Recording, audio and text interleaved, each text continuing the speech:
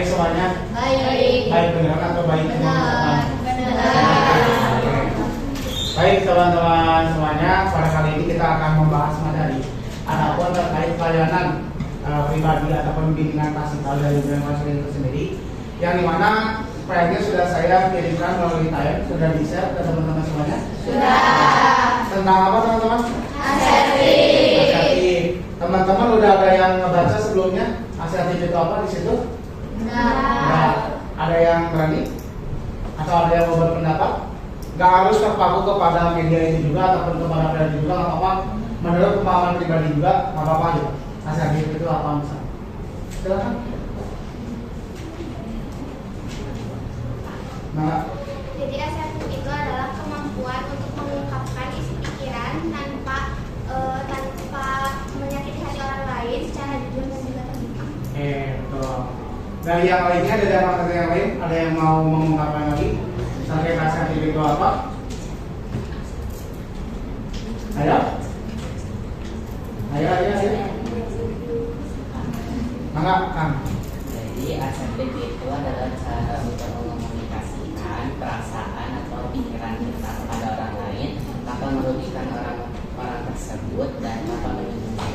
Oke, bisa. Sudah ada dua pendapat ataupun sudah ada dua pernyataan dari yang siapa tadi? Yang ada sama Kang Dimas. Nah, yang dimana menurut garis besarnya ataupun menurut ketika kita garis benang merahnya, kita tarik benang merahnya, menurut Teh Najwa sama Kang Dimas barusan, yang dimana tingkah ataupun perilaku asertif ini merupakan bagaimana cara seseorang menyampaikan apa yang ada di pikirannya ataupun apa yang ada di perasaannya tanpa bermaksud untuk menyakiti orang-orang di sekitarnya. Berarti perilaku asertif ini juga menurut teman-teman apakah penting atau B aja gitu? Penting. Kenapa penting? Ya, kenapa penting? Biar tidak menyakiti orang lain. Biar tidak menyakiti orang lain. Oke.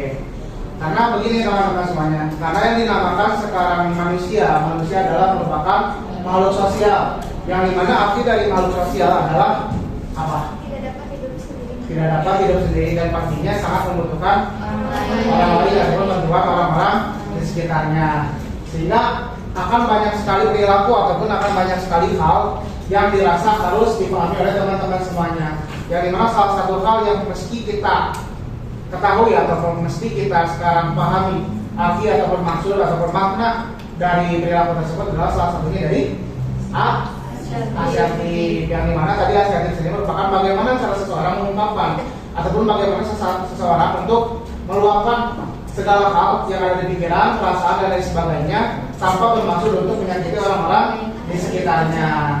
Nah, selain dari pengertian sendiri, lalu ada apa lagi teman-teman semuanya? Karakteristik. Oke, betul, ada karakteristik. Tapi sebelum kepada karakteristik, di situ ada perbedaannya terlebih dahulu antara apa? Yang pertama asertif, yang kedua ada apa? Agresif. Dan yang ketiga Asertif. Nah, untuk yang agresif itu apa artinya teman-teman? Marah-marah, melukai orang lain. Terus membuli, merendahkan dan lain sebagainya mungkin ya. Terus yang non asertif itu apa artinya? Tidak menyakiti satu sama lain. Apa? Tidak menyakiti hati satu sama lain. Tidak menyakiti hati satu sama lain. Benar dari situ. Oke. Nah teman-teman, non asertif itu biasanya teman-teman suka nggak sih ngelakuin hal yang namanya ngedumel, ataupun teman-teman sekarang ibaratnya ngisuh-ngisuh gitu bahasanya sekarang. Tahu? Nah, jadi teman-teman sekarang memiliki sebuah perasaan yang ingin diluapkan ataupun sebuah pikiran yang ingin diluapkan. Tetapi teman-teman tidak mempunyai keberanian untuk mengeluarkan apa yang ada di perasaan dan apa yang dipikirkan. Sehingga itu masuknya kepada tindakan yang dinamakan dengan non asertif. Jadi teman-teman sudah paham tentang sekarang asertif itu apa, agresif itu apa, dan non asertif itu apa? Paham? Oke. Lalu yang selanjutnya ada apa teman-teman? Karakteristik asertif. Oke, biar kita semuanya terlibat, saya mau poin per poinnya satu-satu dibaca sama teman-teman yang di kelas ini mulai dari latihan dulu. Kita bahas satu poin. Karakteristik asertif yang pertama yaitu mampu dan terbiasa mengekspresikan pikiran dan perasaan pada orang lain. Mampu mengekspresikan perasaan dan pikiran kepada orang lain. Berarti ini merupakan salah satu karakteristik ataupun salah satu ciri dari asertif itu sendiri. Ketika sekarang teman-teman sadar ataupun ketika sekarang teman-teman sudah tahu teman-teman memiliki hal tersebut, berarti teman-teman sudah masuk ke dalam salah satu karakteristik dari sifat asertif itu sendiri. Yang keduanya teh. Yang kedua, meminta pertolongan pada orang lain pada saat membutuhkan pertolongan.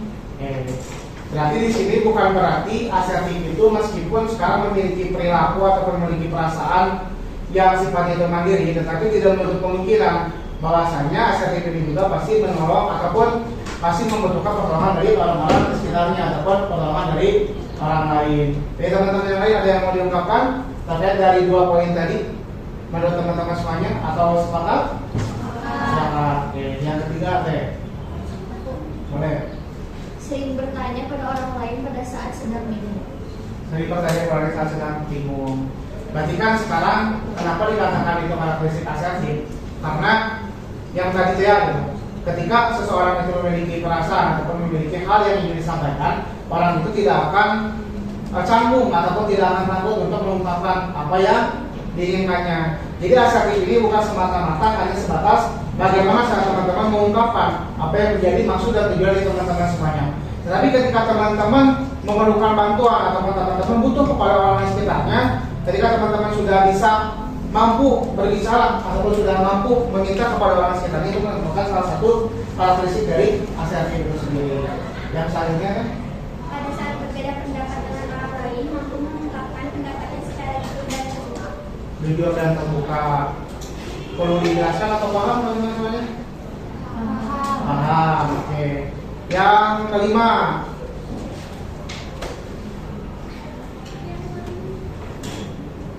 Yang karakteristik. Memandang wajah orang yang diajak bicara pada saat berbicara dengannya. Memandang wajah orang yang memandang wajah saat berbicara dengan orang yang berbicara dengannya. Tadi di sini juga bagaimana cara kita untuk mengasah keterampilan komunikasi satu sama lain. Jadi meskipun sekarang cara orang berbicara berbeda-beda, kadang ada yang melihat ke langit-langit, kadang ada yang melihat ke tembok ataupun kemana, itu kan kembali kepada bagaimana keterampilan komunikasi orang-orangnya. Tapi alangkah baiknya ketika teman-teman sekarang dikategorikan kepada perilaku asertif adalah teman-teman semuanya memandang lawan bicara teman-teman ketika berbicara. Ketika teman-teman sekarang dirasa nah kolong-kolong era coba misalnya ataupun misalnya jinak mata hati-hati sama perempuan, kita sekarang kolong-kolong mata ya. Nah ini salah satu keterampilan komunikasi teman-teman semuanya. Ketika sekarang teman-teman semuanya ngerasa canggung ataupun teman-teman semuanya ngerasa gak mampu untuk melihat mata lawan bicaranya, teman-teman bisa pusatkan kepada salah satu objek yang ada di wajah lawan bicara kita, misalnya kepada hidung ataupun kepada gajinya saja gitu. Karena ketika teman-teman merunut ataupun teman-teman sekarang menuju kepada objek tersebut, orang lain akan tahu gitu. Kita melihatnya kemana? Apakah kita melihatnya ke mata, ke bibir, ke telinga atau kemana? Tapi yang terpenting orang lain akan tahu ataupun orang lain akan merasa dihargai bahwa ketika sekarang kita berbicara bahwa orang tersebut menghargai lawan bicaranya seperti itu. Yang selanjutnya teh. Pada saat tidak ingin melakukan sesuatu pekerjaan, mampu berkata tidak. Nah, salah satu karakteristiknya di sini adalah bukan berarti teman-teman meskipun ada yang dinamakan dengan kerja keras, bukan berarti teman-teman harus benar-benar kerja keras secara sendiri gitu. Ketika teman-teman sekarang nggak mampu ataupun teman-teman dirasa akan kurang maksimal mengerjakan suatu hal, teman-teman juga berhak untuk berkata apa? Tidak, gitu. Itu pun kalau misalnya sekarang biasanya teman-teman ketika ada di kerja kelompok misalnya, ataupun ketika berada di diskusi kelompok, pasti kan yang namanya diskusi kelompok semua orang diwajibkan untuk ikut sumbangsi ataupun ikut berkontribusi di dalam kelompoknya. Nah, ketika sekarang teman-teman dirasa pembagian di kelompok ini kurang adil, teman-teman juga punya hak untuk berbicara tidak. Karena apa? Karena teman-teman dirasa akan tidak mampu untuk menjalankan apa yang diperintahkan ke teman-teman semuanya. Dipahami teman-teman? Oke. Yang selanjutnya ada apa?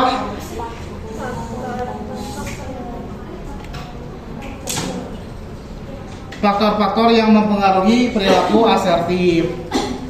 Nah, untuk yang pertama itu apa? Poin yang pertama, faktor pengalaman masa lampau. Nah, ini teman-teman semuanya, faktor pengalaman di masa lampau ini berarti bagaimana seseorang tersebut mengalami kejadian serupa di masa lalu. Yang dimana ketika kita ambil contoh, ada dua contoh gitu. Yang pertama itu ada apa? Rasa apa? Rasa takut, dan yang kedua emosi tidak terkontrol. Itu kan kejadian masa lampau, walaupun kejadian kemarin juga kan bisa dikatakan sebagai masa lampau. Misalnya teman-teman semuanya kemarin sudah melakukan perilaku asertif yang tadi karakteristiknya sudah dibicarakan atau sudah kita bahas semuanya. Tetapi ternyata teman-teman semuanya mendapatkan dua hal ini. Yang pertama itu rasa takut. Takut kenapa? Karena teman-teman semuanya ketika sekarang berani berbicara di depan umum atau teman-teman sekarang berani untuk mengungkapkan sebuah pendapat, ternyata respon ataupun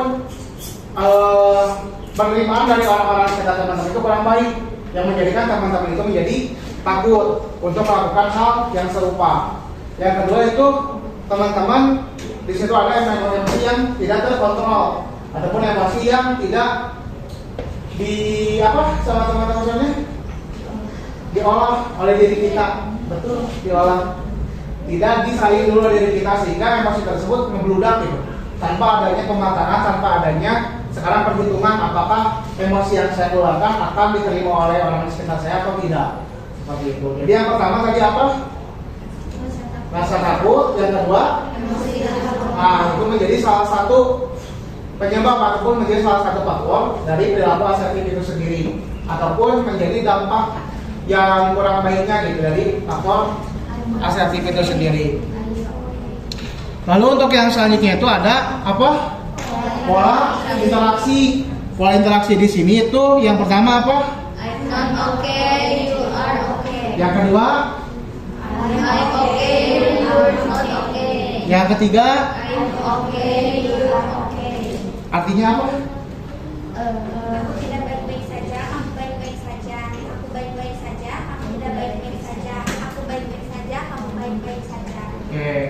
Yang pertama dulu tadi, aku tidak baik-baik saja, kamu baik-baik saja.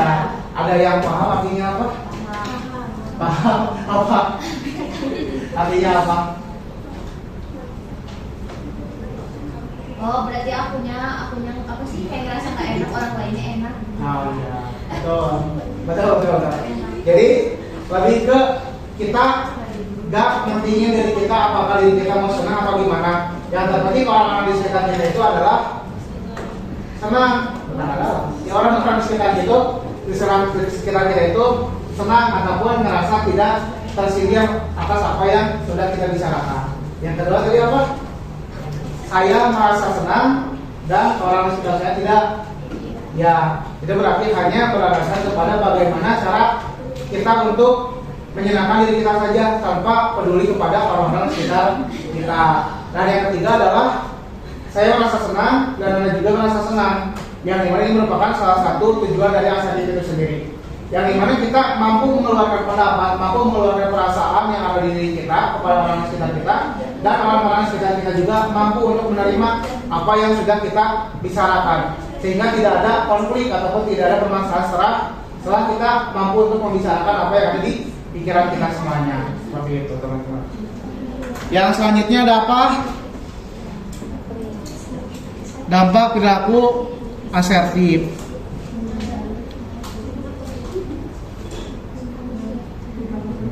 Oke, dampak-dampaknya boleh dilanjutkan sama orang yang di belakangnya. Yang pertama apa?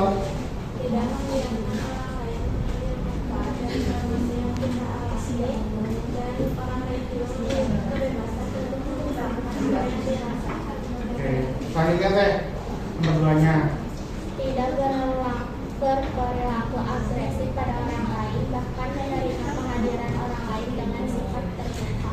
Oke, next. Kedua, berlebihan dalam berkomunikasi, merasa nyaman, tidak ada yang ingin menyakiti lawan bicara,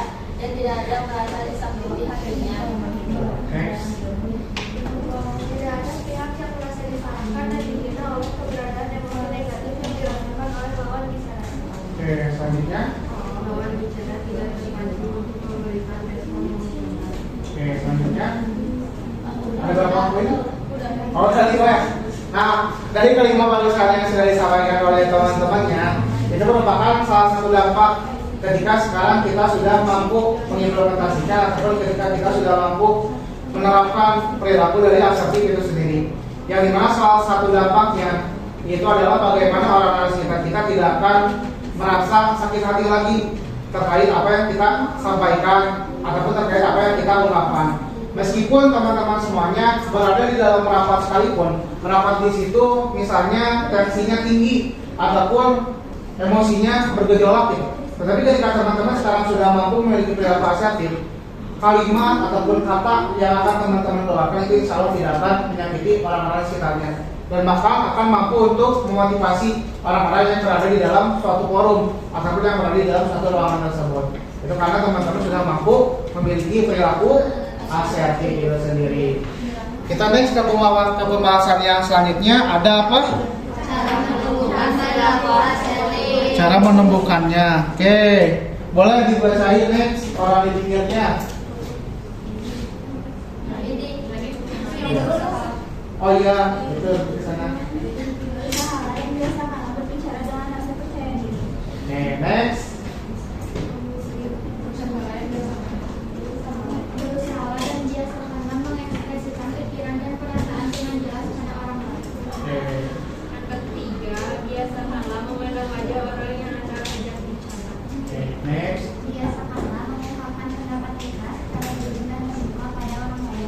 Oke, selanjutnya. Apabila Anda tidak ingin melakukan pekerjaan, maka katakan tidak dengan kata-kata, nada, alasan yang diplomatis saat diawali maaf. Selanjutnya.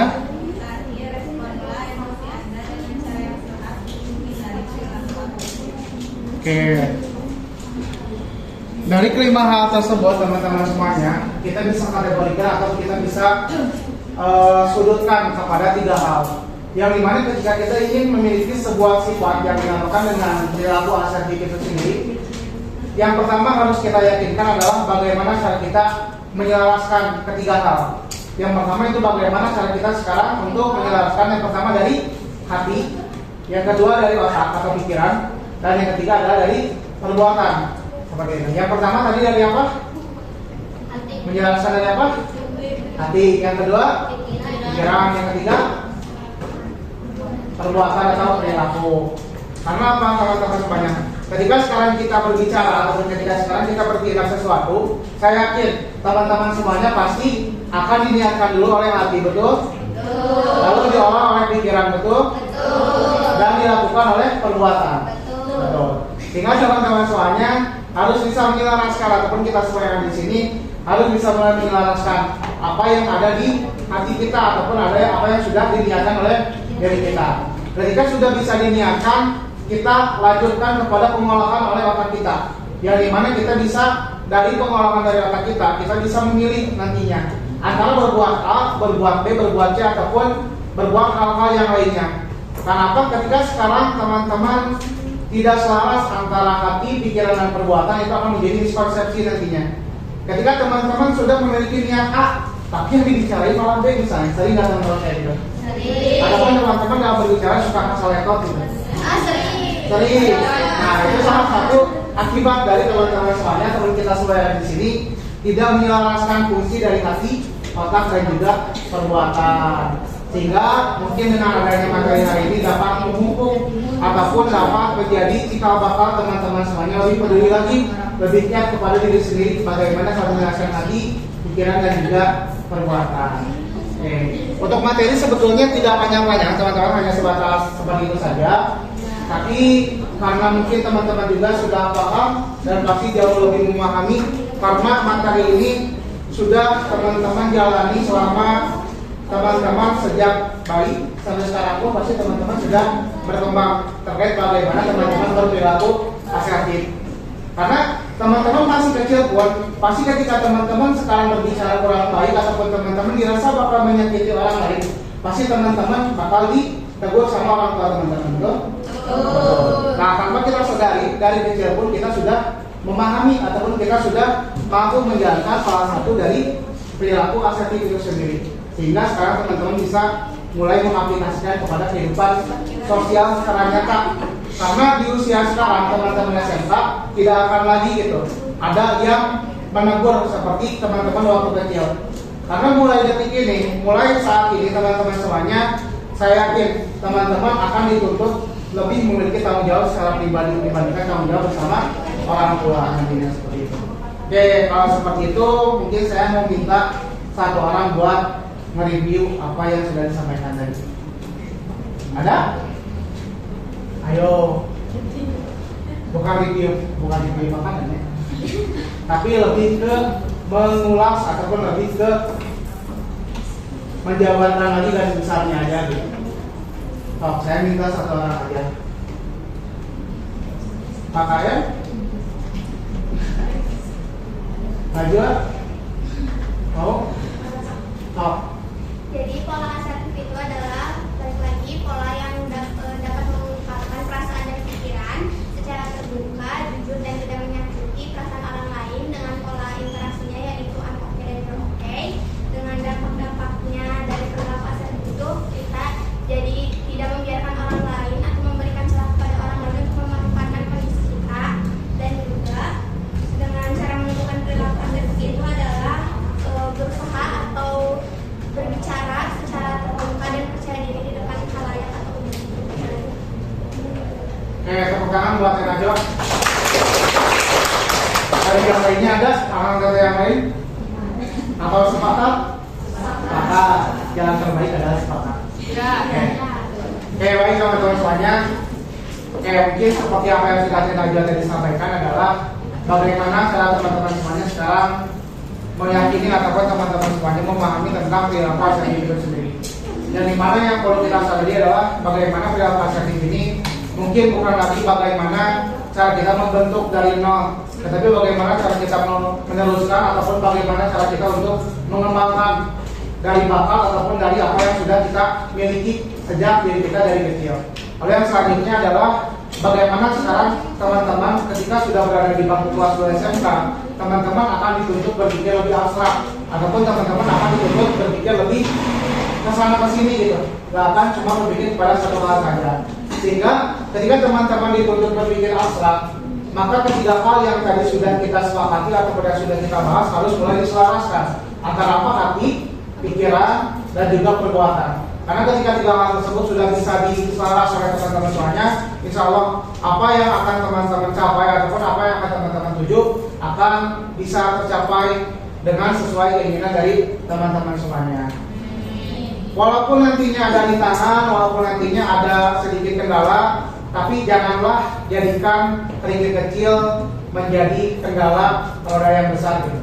Maksudnya di sini berarti ketika teman-teman sekarang seolah-olah menjadi bola ataupun teman-teman menjadi ban yang besar, maka kerikil kecil itu ya tinggal lindas saja, tinggal gak usah dipikirin gitu. Jadi ketika teman-teman sudah mampu akan keyakinan teman-teman semuanya ataupun dari kepercayaan diri teman-teman semuanya, hal sekecil itu pasti teman-teman semuanya akan mudah untuk melewatinya begitu. Mungkin teman-teman semuanya terima kasih atas atensi yang diberikan.